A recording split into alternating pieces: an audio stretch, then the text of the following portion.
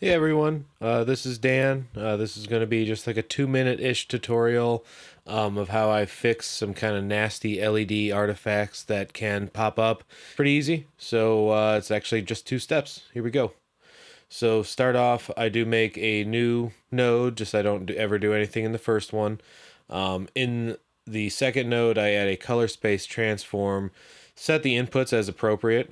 So whether or not you have the 4 or the 6, the options are there for you. I am in a color managed timeline, so I'm not going to change anything there. I'm just going to change the tone mapping.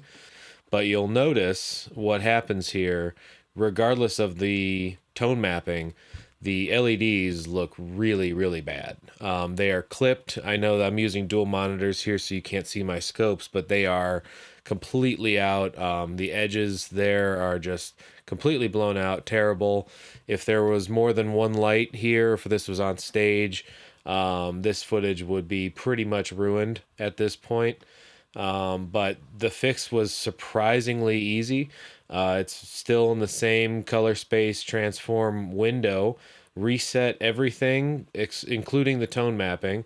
But instead of using the timeline output, which is what I'm currently using, I would set the color space to red wide gamut and then the gamma to red log. And then I would map the saturation right here and like that. And you'll notice immediately that the light and the LED is no longer blown out. So in here real quick, we'll just do a quick grade, get my offsets in. Offsets and gain are the best way to do it in my opinion. And then add in a little bit of saturation once I'm done here. Let's bring them down a little bit, not that much. Perfect.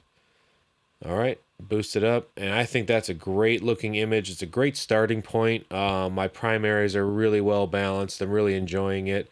Yeah, this fixes it, and if there's questions, let me know.